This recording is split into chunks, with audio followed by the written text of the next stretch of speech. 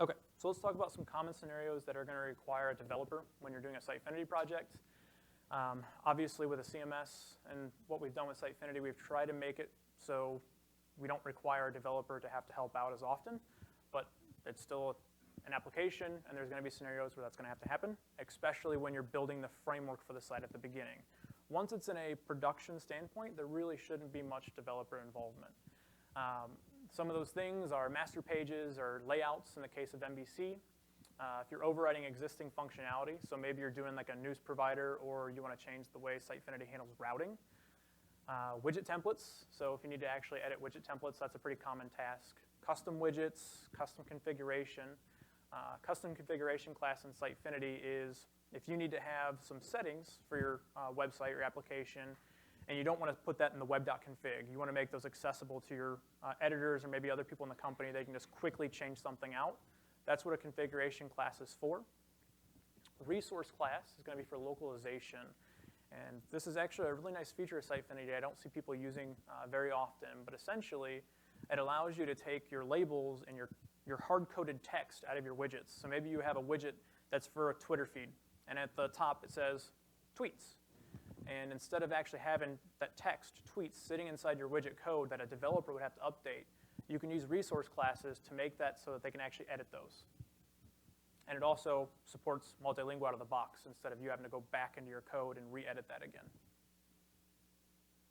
Okay, if you need to create custom APIs like web API or web services, custom processing event hooks, that's that event hub stuff we were talking about earlier. Custom modules and dynamic modules. And obviously, there are a lot more. So let's talk about templating first. So the very first step when you're starting a Sitefinity project is you're probably going to have to make a decision of which way you're going to go. You have web forms, which is the Sitefinity standard. It's been the Sitefinity standard for a long time. You have Pure with Feather, which is on the right side. That's MVC. If you were to try to do MVC development without Feather, you would have a lot of extra work on your hands because Feather essentially adds all of the tools that WebForms has, and you'll see I have complete toolbox there in the WebForms box. It has those built into the Feather package.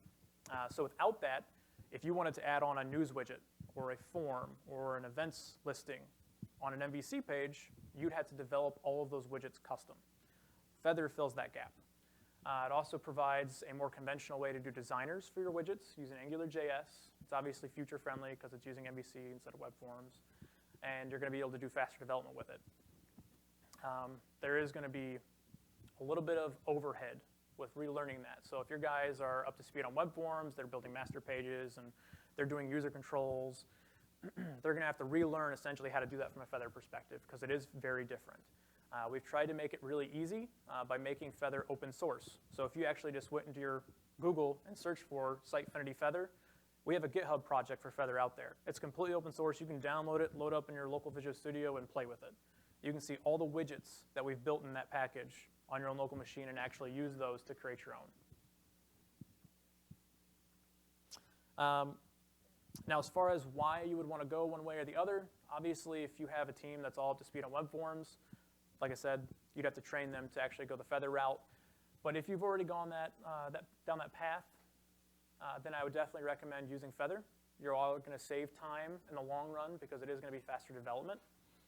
This middle option of hybrid, it's something that we put in there to fill a gap. And I do not recommend using it unless you have to. And the reason being is it doesn't make sense to have a project with some web form stuff and some MVC stuff. Because then you're going to have a developer that knows both to be able to edit the project, right? The reason hybrid is even an option right now is because we've been developing Feather over the past year or two. And we've been adding all these widgets to it that Sitefinity didn't have for MVC. So a year ago, if you wanted to go MVC, you almost had nothing to work with. You had a lot of custom work. But what we did is added the hybrid approach. So you could do some MVC stuff, but you could still use the entire toolbox that comes with web forms. At this point, Feather's pretty well built out. There's still some functionality missing, like we don't have an event counter for MVC right now. You can still do it. We just don't have one out of the box. We don't have e-commerce functionality out of the box for MVC. You can actually see this list if you go to, give me a sec, I'm actually going to close out of this real quick.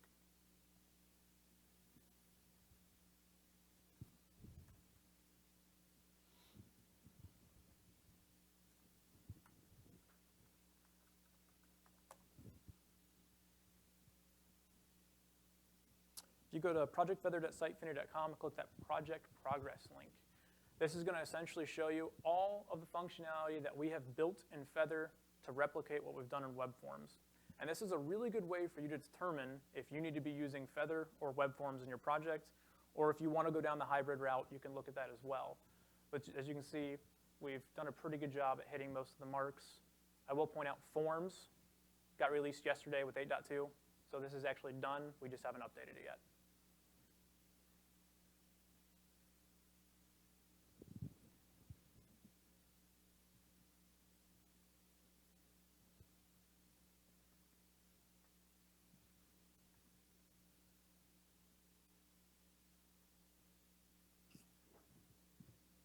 And I think, let's actually go ahead and jump into Visual Studio now instead of doing the slide. We're going to talk through essentially how you create your templates and layouts between web forms or MVC, and we'll also show from like the CSS and how you actually create your, essentially your theme for that project.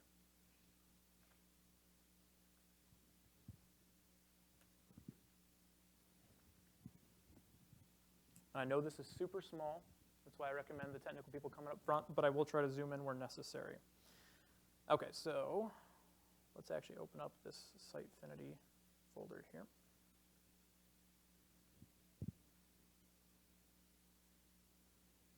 Okay. So from an MVC perspective, if you're creating a new template, you would do that in a resource package. A resource package is new. It's part of Feather, and it actually is essentially a package of all of your front-end work, your template, your CSS, your JavaScript. If you have any custom web fonts you're adding, you add those all inside of your package. And you can see if I open this up, I've also got all this stuff added here. This is follows a convention. So this custom one I've created, I didn't create from scratch because that would be a lot of work. Sitefinity comes with 3 resource packages out of the box. It comes with one for Bootstrap, comes with one for Semantic UI, and Foundation. Why we do that is because those are 3 very popular responsive frameworks that you can actually use within a project. And if you come into these, they're already set up for that framework. So it's already got all the code necessary for Foundation or all the code necessary for Bootstrap. Mine, I actually took the Bootstrap package that came with Sitefinity, and I changed the name of it to Custom. This is important, actually, that you don't just use Bootstrap and edit the files, because if you do that, and we release an update, a year down the road that adds some extra code to Bootstrap, it's going to go and overwrite all the code that you wrote in that folder. So what you want to do is instead of just writing inside of your Bootstrap folder, come in and rename that. That way, we're not going to overwrite that with an update. Okay. We also have this MVC folder. This contains all the different widget templates for the MVC widgets that Sitefinity Feather comes with out of the box. So if we wanted to see, for example, the news widget, we could come down to news, and we could actually edit these. Feather uses a specific naming convention here, where we have detail or list what type of widget template it is, dot the actual name for it. So this is the detail template, and we're calling it detail page for the news type. Okay? When you're working with layouts, this will be in the same folder, but it's up here in layouts. This also follows convention. Whatever you name this file right here, it will automatically create a page template in the backend of Sitefinity called that. So if I create this file, I load up the backend of Sitefinity, it's actually going to create a base page template that's automatically referring to this for me. And if we come over here, we can see this is my template here, and it's using all of the razor goodness that comes with doing MVC. Again, this is a lot easier to write than it would be a master page. But generally speaking, it's very similar in the way resource packages work compared to website templates in Sitefinity. The only real difference is the razor templates, and I register my style sheets manually instead of having it done automatically. And so that you can understand what I mean there, I'm going to show you a website template using a web forms approach.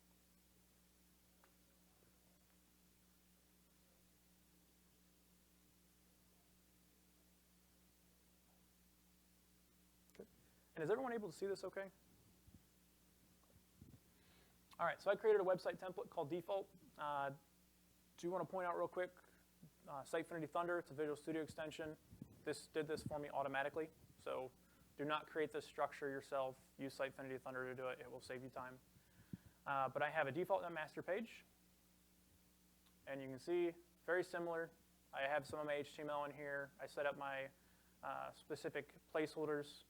Instead of using that HTML SF placeholder, I'm actually using ASP content placeholders. They do the exact same thing in the back end. It creates a section of the page that you can drag new widgets into.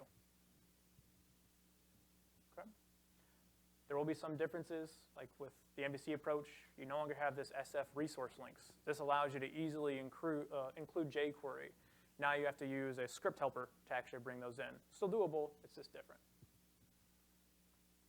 From the actual architecture standpoint of these, they work very similar. We have our template, which is our base.cshtml essentially. We have our app theme, which is that distribution folder, which contains the or the CSS and the imagery and all the fonts. And you can see I've got some fonts in here. I've got some CSS files here. One of the main differences is with the web forms approach, this global folder is convention-based.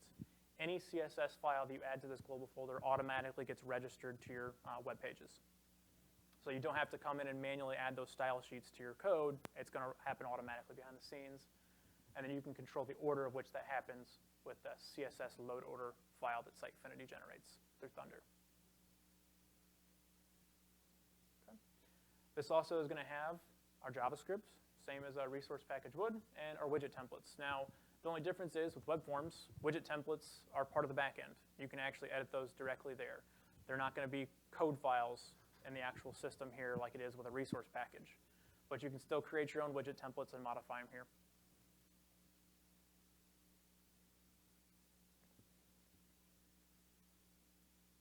Okay.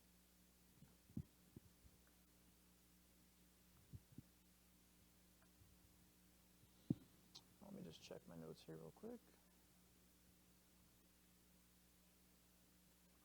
One thing, just a recommendation, a tip I would make to some of those out there. Let me open up this test project here. I've seen a lot of projects lately where people will create a template. Oh, by the way, this is 8.2. This is a new feature. Instead of just getting a giant white screen that you have no idea what's happening, and people commonly say, Sitefinity is running slow. Well, it's not. It's actually initializing the application so that it can run. Now, in a production environment, if you do things right, that won't happen.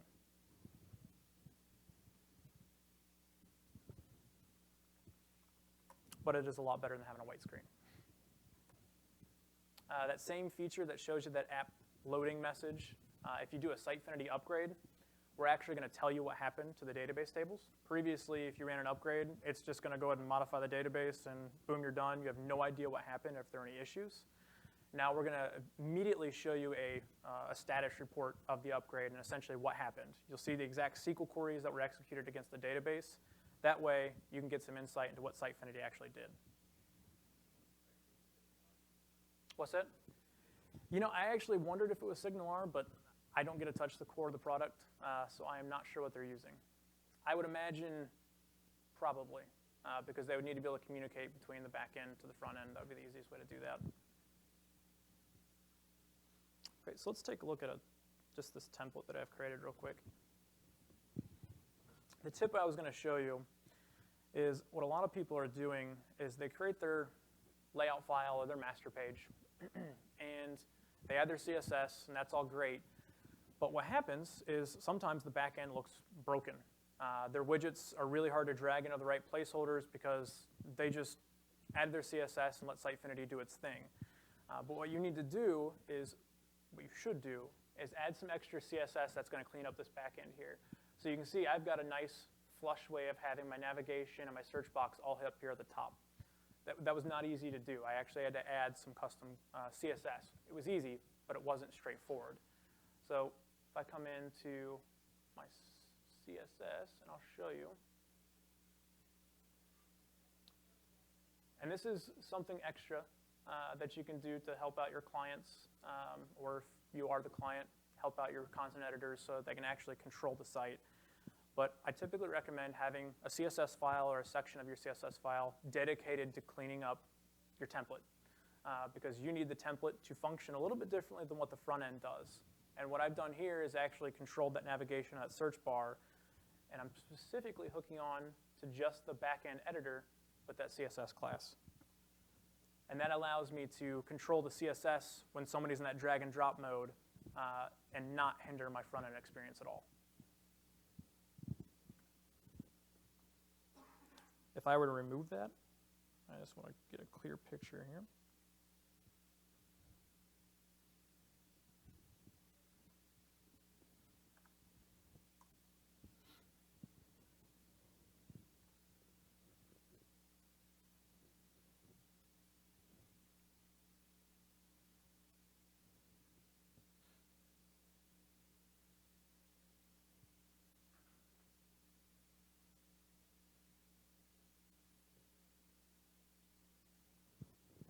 Clear that CSS file. I think I got some browser cache stuff going on.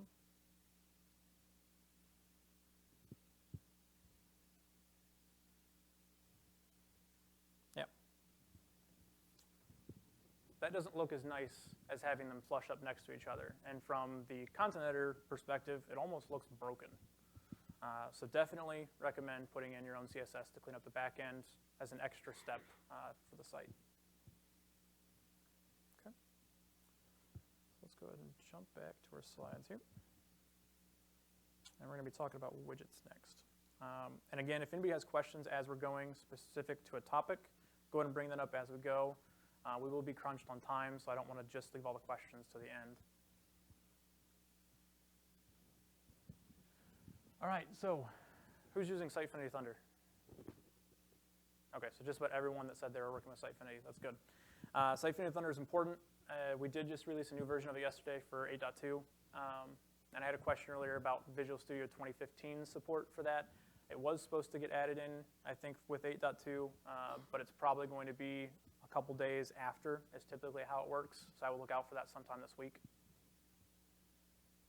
Okay, but some of the typical things you do when you're working with widgets, editing widget templates, creating widgets, designers for those, using Kendo UI, resource class, cache dependencies, and cache substitution, both topics that I really enjoy talking about.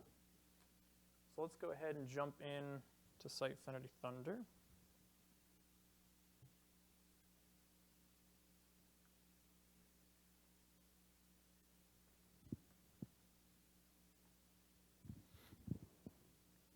So Sitefinity Thunder is a Visual Studio extension. You can come and grab it by going Tools, Extensions, and just search for it here online. It'll actually show up right in the list. When you do that, it gives you a lot of bonus items here. So if you come and add new item, we get this section specific to Sitefinity. And we have all of these code templates that we can then use through Thunder. We got layout widgets, MVC widgets, resource classes. And it's not to say you have to use Thunder to do these things. You can write them custom yourself, but you're probably going to be looking at our documentation a lot. You're probably going to be trying to looking into the source code a lot, whereas this is kind of a quick start guide to creating those items. When you create a resource class, it's going to scaffold all the code out for you. You just come in and modify it to your needs at that point.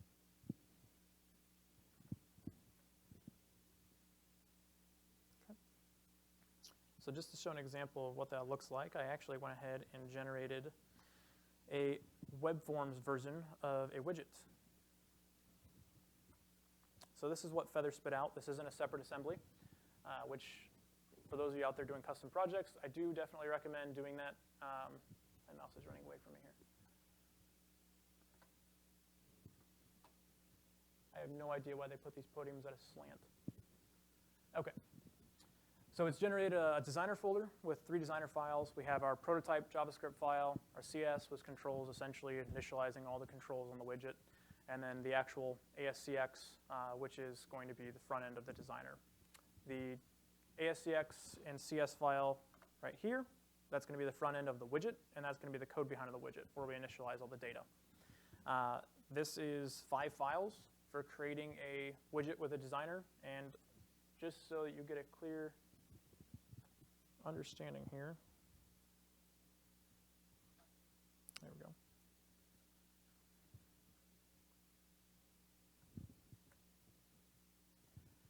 that is not fun code to work with. That is the JavaScript code for a designer. That's just a piece of it. Once you get into the actual front end, you have all these CSS classes that are specific to Sitefinity. You got to know that add these CSS classes when you're creating your own fields inside of the designer. It does take a lot of time. You typically have to look at the source code to kind of look at how Sitefinity is doing its own widgets. Again, the Thunder will help out a lot, but it's not going to take you all the way in most cases. And then the CSS, or the CS file, which again, there's a lot of stuff here, which layout template name, path, it's wiring stuff up, our control for the message, which is essentially what we're outputting on the page. It's just a bunch of code for doing very, very little, which is why Feather and MVC is very much so desirable over the MVC or the web forms approach. And I've got another project.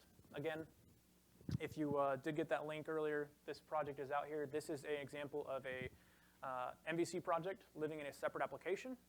And it is a little bit different from other ones because I also have web API calls in here, and I've registered routes to work. I'll talk about that a little bit at the end where we'll actually go through how I did this. But what I want to point out, actually, you know what? Let's jump into this one. Because this is what Feather will generate for us, or Thunder will generate for us out of the box. So now for the Feather or MVC side of things, we have the controller, which is where we initialize the data.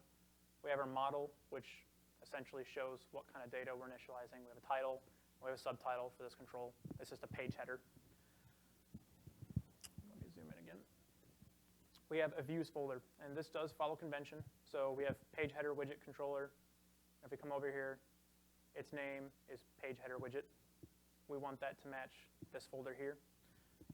And it's automatically going to pull in these different views.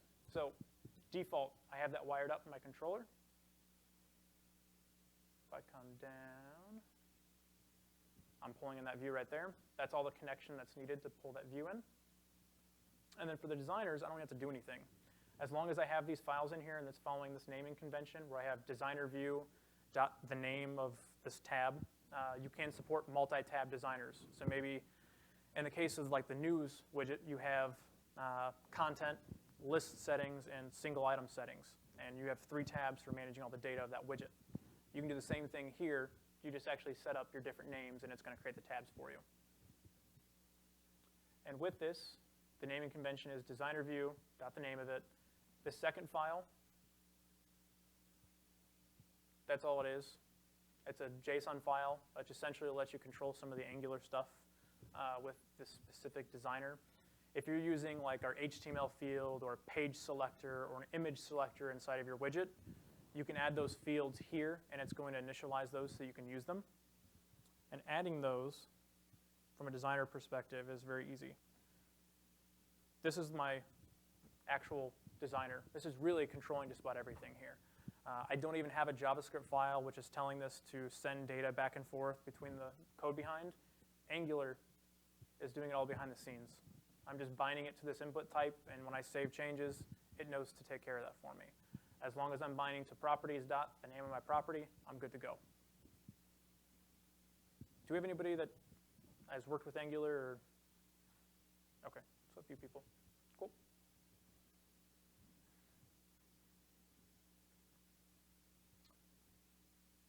All right, so there is the architecture for a MVC widget versus a web forms widget. And again, Feather will create both of those for you.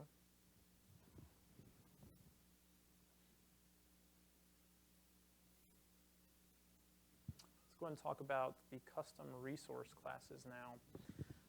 So I'm actually going to open up our doc for this.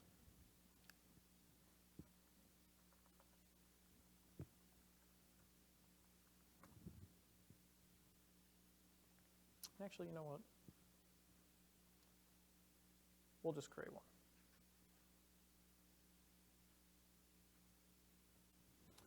So we'll go add new item. We'll come to Thunder. There's Sitefinity, there we go. Resource class. Let's say I have some kind of custom map feature on my site. So we're going to create map resources. So this automatically generated some code for me. and I can kind of see how these resources works. So this is the code that's needed to create a new resource. I just define the name of it. I give it a default value. So in the case of a Twitter widget, we talked about having that tweets header. I would put tweets here. And then as a content editor or an end user, I can actually come into the back end, and I can change that if I need to. I don't need to go to a developer and say, actually, can you have that say like Twitter data instead? You can just modify that directly in the back end. It also gives you multilingual support out of the box.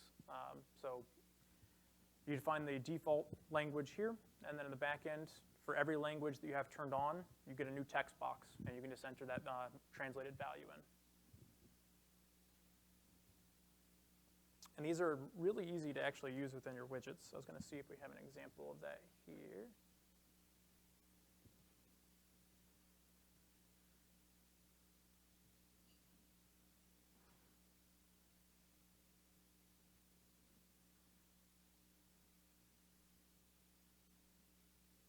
Yes, we do.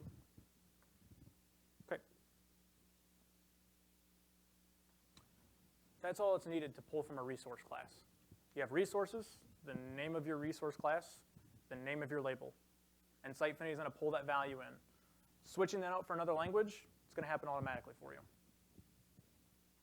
So as long as you're using that in your widgets instead of just putting tweets right there, you're going to be making your lives a lot easier down the road.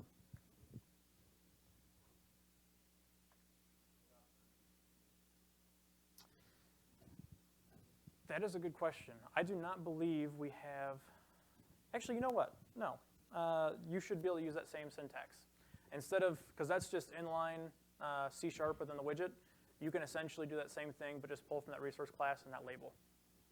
And just be inline in the actual Razor instead of being in the web forms. Okay. Cache dependencies. Let's talk about this.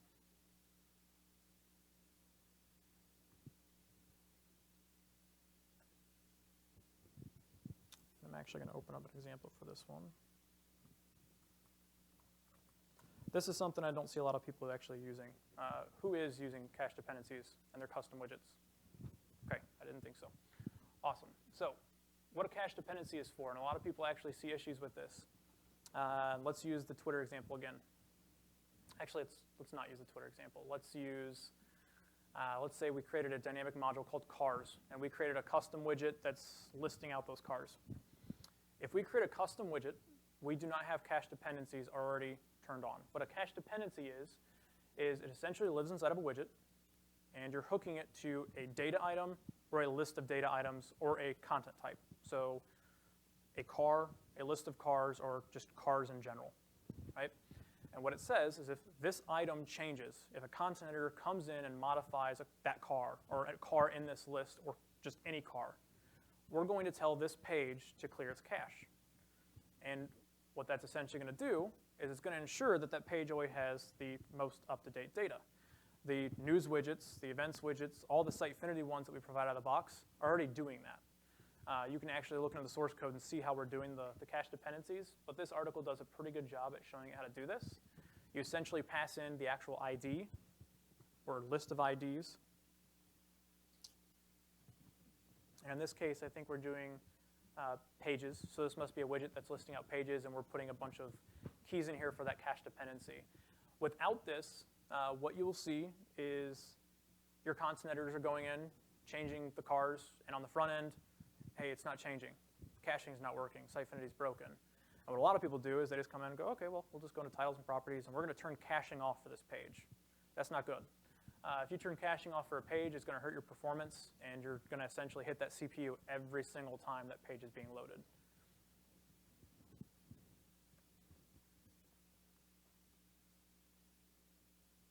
So a good way to know if you should use a cache dependency is if you are hooking on to content in Sitefinity, content blocks, news, a dynamic module, and you're using that to display data in your widget, you should be using a cache dependency. And it's really only two methods to do that.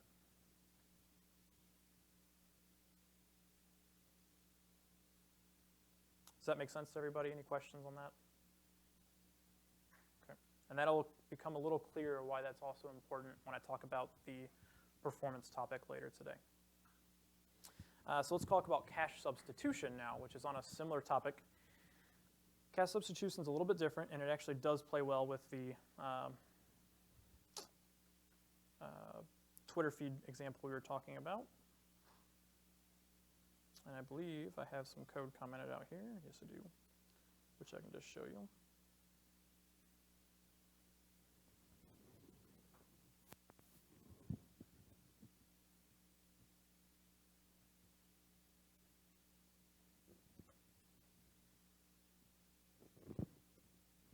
Okay.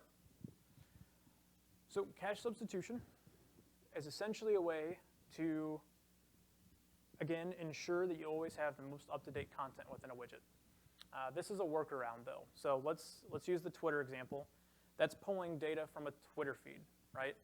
Sitefinity has no idea when those tweets get updated because Twitter's not sending cache dependencies or cache dependency messages to Sitefinity because it can't. It's not in the same system. So you just assume that your widget is always pulling in the most up-to-date data from the Twitter widget or from the Twitter feed. But if you don't have cache substitution installed, it's not. It's going to cache that data. You're going to look at the Twitter feed, and it's not loading in your tweets. The most simplest solution a lot of people, again, do will be just to turn off cache. So that Twitter feed will always contain the most latest data. And again, that hurts performance. It's not good to do. Cache substitution is a method that allows you to actually set one specific widget so that it never pulls from cache. And the way that works is that essentially, the way output cache works is you have your generated HTML page, it inserts that in a memory. With cache substitution, it still pulls from that, but it injects this dynamic content into the page after the fact. So you're pulling from cache for everything else on the page, but your very one specific widget, your Twitter feed, you're able to make dynamic. And that's the best way to do it from a performance perspective, because you're still taking advantage of output cache. You're just making this one widget not cached. And again, this is the web forms way of doing that. This is out on that sample project. There's also an example inside of the Feather sample for doing this from an MVC perspective. This is not anywhere in our documentation. So if you guys are doing MVC projects and you need to do cache substitution, copy this out. It's been pretty well tested, and it does work. To use this, to just give you some background, this is a new Mvc Controller Proxy. This may not look very familiar, but how you install this for a specific widget is essentially you just need to override that proxy for the widget you're using. To do that, you can come into your project, configuration, toolboxes config. And I'm pretty sure most of you are familiar with the toolboxes config. And these are my MVC widgets. So you can see I've got blogs, comments, media lists, so on and so forth. And I've got my own custom widget here, which is a web forms one. But with all the MVC widgets, it contains this proxy name for the type. All you have to do is type in that custom proxy that I just showed you, and it's going to essentially make this new MVC widget use the cache substitution code that we just showed.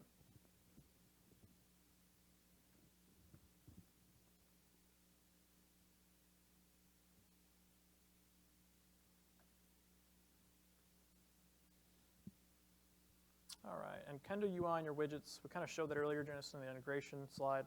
I will show on that sample site I created. I did create just a Kendo grid.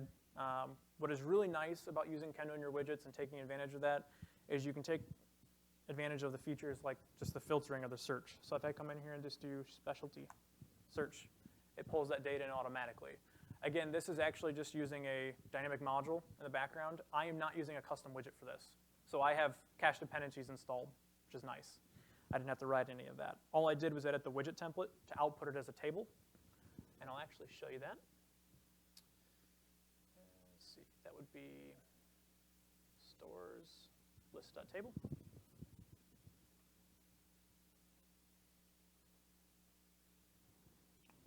And Thunder is downloading. We'll see if it has a connection here.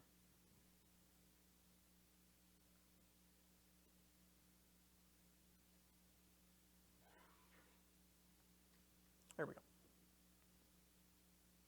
Okay. So all I did is I created my table. I created my columns that I needed. I added a CSS class called Kendo Grid. And that's all the code that I needed to add to turn that into an actual table that I could then scroll, I could then search, and then add some automatic styling to. So if you're looking for a really quick way to use Kendo in your projects and clean some stuff up with data, I recommend using it for tables. There's other things like cards and stuff that Kendo can actually do as well. But you can use any of those just using the JavaScript libraries that Sitefinity provides. And again, Kendo is included out of the box.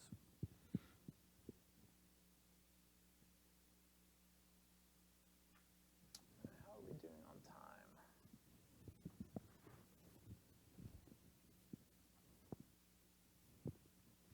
We're good.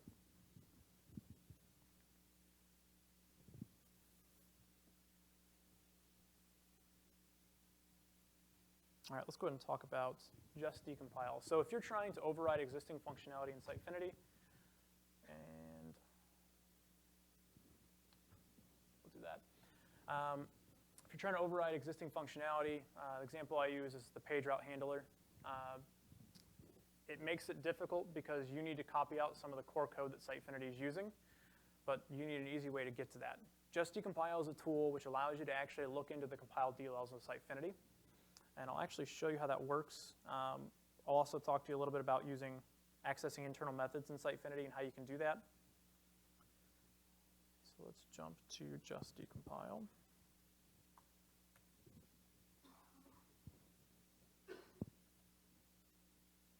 Okay, and this is a Teller product. For those who aren't using it, it is free, so there's no concern with actually downloading that. I've actually opened up this teller.sitefinity project here just by going open files, and I went to my bin folder and actually just loaded in that DLL. You all have it. This will give you access to all the code that Sitefinity is using for that project, and you can come in and actually look for the page route handler. It has a search feature, which makes it a little easier, but I wanted to show off one of the newer features of just decompile while we're at it. Just in April, they released it. You can actually right-click on these and create a Visual Studio project out of it. What that means to you is you can actually open teller.sitefinity in Visual Studio and browse the code, use the very nice search feature to actually look through the list of classes instead of trying to use the search tool within inside of here. And obviously, it's Visual Studio, so you have pretty much full control over it at that point. I have already done that, so I'll show you what that looks like.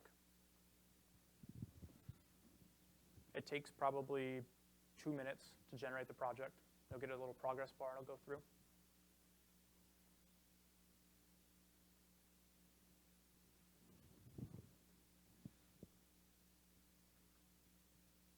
So if we come into Documents, this is my generated project. I'm going to go and open the solution.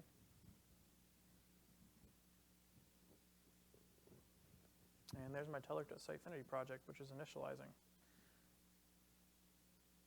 And you'll see it has all the resources that Sitefinity has. So all the JavaScript, all the ASCX files that it uses as embedded resources. I've also got this teller.sitefinity folder, which is going to contain all the code. So now, instead of using that hokey search feature and trying to click through just text, essentially, I can go, and actually let's do this. Okay, there's my page route handler.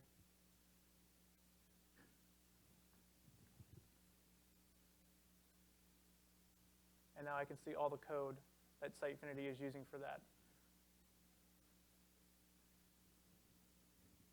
And this makes it much easier to override the functionality in Sitefinity. So if you guys aren't using just decompile, definitely recommend it. Definitely recommend using that create project tool that it comes with.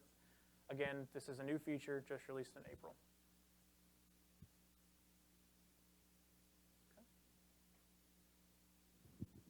Theoretically, you could also hook that to your product or project, remove the teller.sitefinity reference, and use that for debugging if you wanted to.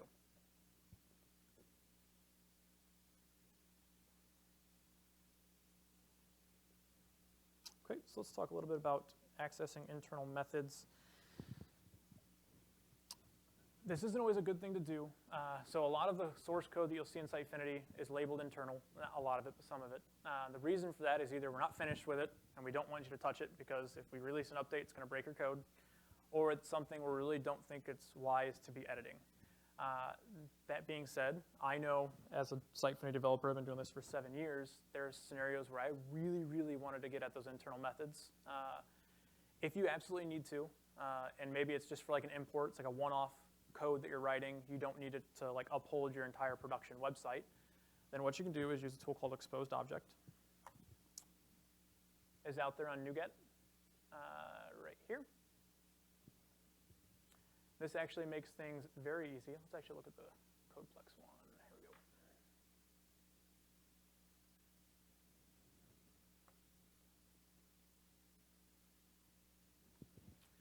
You can literally pass a class name, and if you don't have the class name or if it's internal, you can pass in a string to generate that. And you can actually get at all the internal methods within inside of that. You don't need to do all this internal exists work. You can literally just do expose class from, the type, and then it returns back a dynamic object, which you can see here. You're not going to get IntelliSense at that point, but you wouldn't anyways because it's internal, but you can at least use the code. Now, what you want to typically do when you're using exposed object is look at the source code at the same time, because again, you don't have IntelliSense. You're not going to know the parameters of a specific internal method. But using the source code, you can look at that and actually, okay, it's expecting a string, and an int. And then you can easily just make sure that you're passing those correct parameters in when you're calling a method using exposed object.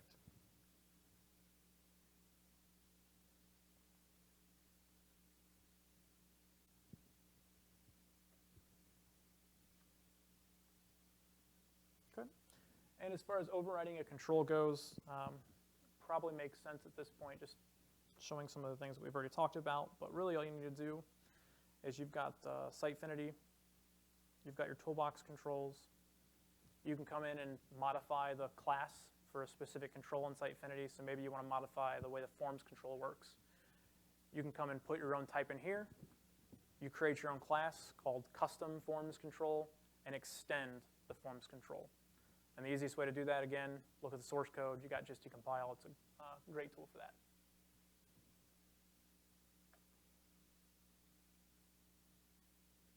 Okay. Let's go and talk about modules and content types a little bit. This is a verbiage that people get mixed up a lot, and that's because Sitefinity also doesn't do a very good job at making it very clear. A module is not a content type, and a content type is not a module. A module can just be a package of functionality. Maybe you've got a web service, maybe you've got a resource class, a configuration class, some widgets, maybe around that map functionality I was talking about. And you want to bundle that all up in a package that's easily distributable across multiple projects. A module is a really good way of doing that. It's just a package of functionality as not necessarily a content type. It can contain a content type as a module, but it doesn't need to. And actually, there's a lot of scenarios where I've seen, just looking at client and partner functionality, where a module would have been a really good way to build some things out, because they just have a widgets folder and they have 10 widgets that are all around a similar piece of functionality, and they're just not tied together at all. Creating a module allows you to package those up easily. You can also make it installable and uninstallable, so when you uninstall it, it automatically removes all those widgets out of the site for you. Content types are just going to be a maintainable data type. News, events, content blocks. It's just a list of data that's sitting either in Sitefinity's database or in your own custom database that you make accessible in the back end. Now, dynamic modules versus custom modules. There's always the debate about which route you go for specific functionality. I always like to say is if you can use a dynamic module, use it. We've fixed most of the performance problems with it. There's a little bit of a performance hit just using related data, but you'd have probably a similar performance hit even using a custom module with your own SQL table.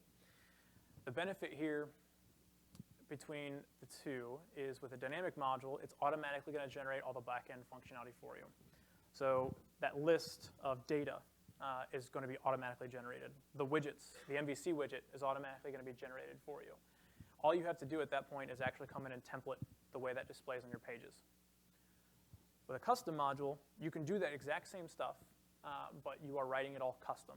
Now, again, you can look at the source code, and what I like to do if I need to do a custom module, I'll actually copy the news module out of Sitefinity source code and work off of that, because it's got permissions, it's got site sync capabilities, it's got workflow capabilities, and all I need to do is change the name and add some different fields to it. Between the two, again, from a naming perspective, we call it dynamic modules because it can have multiple content types in it. So in the case, maybe I have a dealerships module, and it has a cars content type and a location content type and maybe a salesperson content type, and I can even set some hierarchy up there. But it's a dynamic module because it isn't just that data type, it's also the back-end views, it's those front-end widgets that it's generating for you. Let's take a quick look at just the difference there.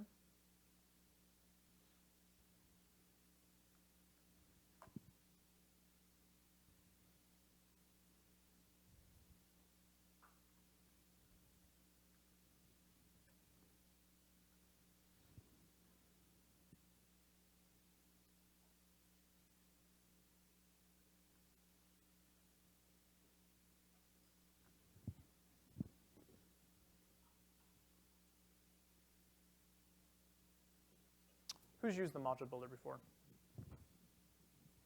Okay. Custom modules? Custom content types? All right. So we'll do a brief overview of the module builder. I'll just show the module that I created since there were some hands that didn't go up for that. And then what we'll do is we'll actually look at custom modules. We won't look at the custom content type scenario because that doesn't happen too often. We do have pretty good documentation for it.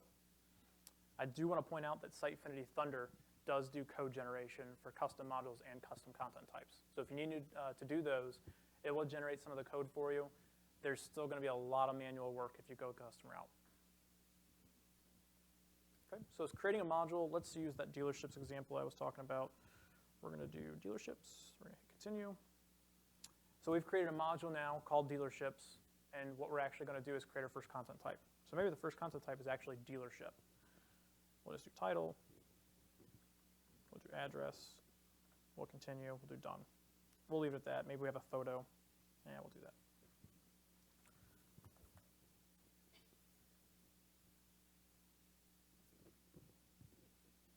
Okay, so now we can come in and say we're going to have just one photo for our dealership, and we're going to hit finish. So we've now got a dealerships module with a dealership content type, and we can create an additional content type after we activate this. I do want to point out Sitefinity does generate a code reference for every dynamic module you create that is using the native API and Fluent API. We have examples for both, and that essentially shows you how you can integrate with some of that data. So if you do have a module you create in Sitefinity or a content type in Sitefinity, you can easily pull that into a separate system using those APIs.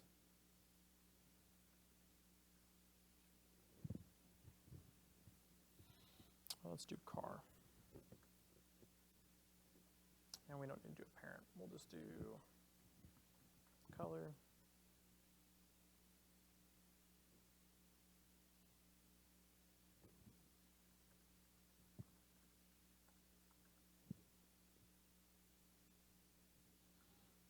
And we'll do image. Yeah, make. That's good. You get the picture. Okay, there we go. We'll use the stores example I already built. So the dynamic module builder, it generated this back-end view for me. And I've got a list of stores. I actually just used the APIs to import some. I think I just pulled from the Northwind database some sample content. What's nice about this is it's automatically generated the create functionality, the update functionality, the delete functionality for me. It generated some widgets for me, which you actually saw, that stores table that I showed with Kendo. That was generated using the module builder. And with the back-end functionality, it's already created the CRUD. So I've got the ability to add a title, an address, and just save that. Okay. From a custom module perspective,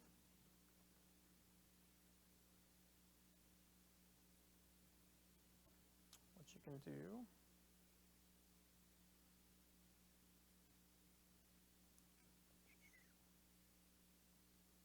you know what? We'll do this the hard way.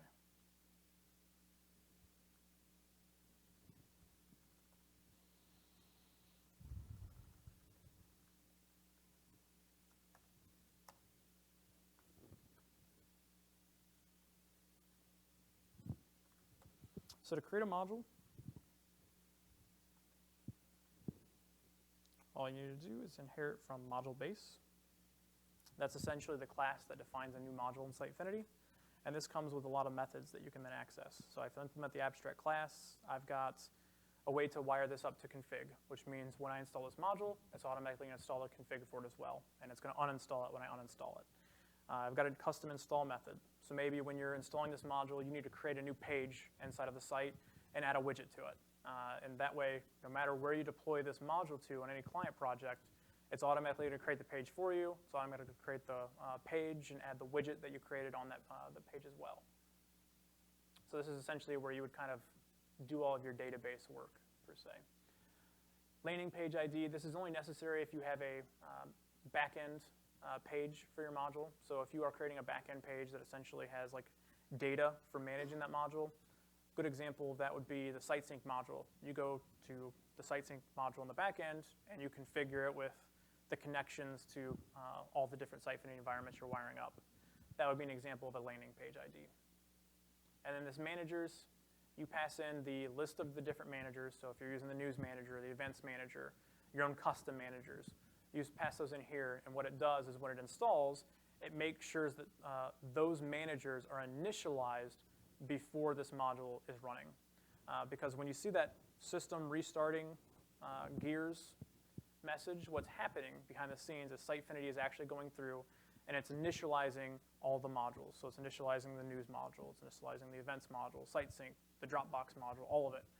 And if you don't do it in the right order and you don't use this managers here to actually tell it which ones it depends on, then you could try to initialize it before its dependencies were initialized.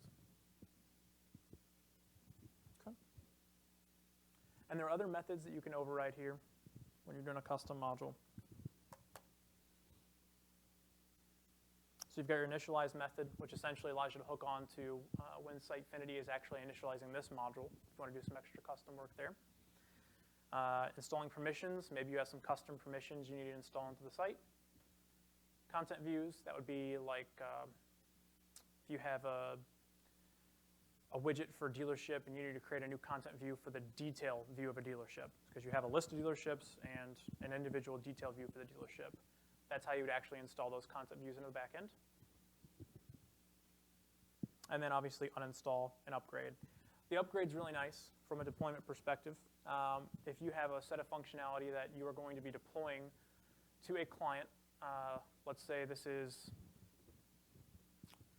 again, the dealerships module. We have a widget, and we need to create a new page. So in our development environment, we actually went into Sitefinity, we created a new page, we dragged our new widget on there.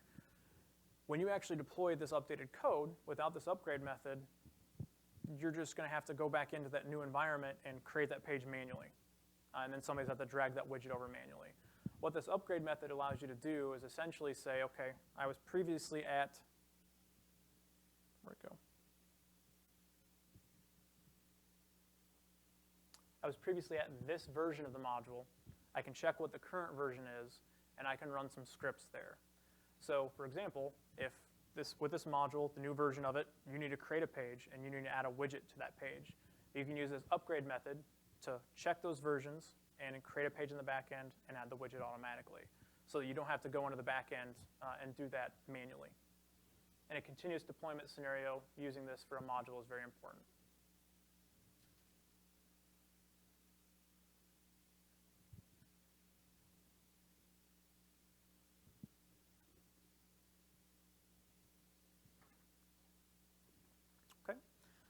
To install a module, you just pass in the actual namespace and the type name of the module when you're actually on the modules list in Sitefinity, which is under modules and services. You literally just pass in the name of that type, give it a name, give it a description, and it will go through and install it. It's often desirable to create auto-installed modules, which you can also do. We've got a lot of documentation out there as well. If you're making a module that's going to be deployable to a lot of different projects, it's probably wise to create an installer.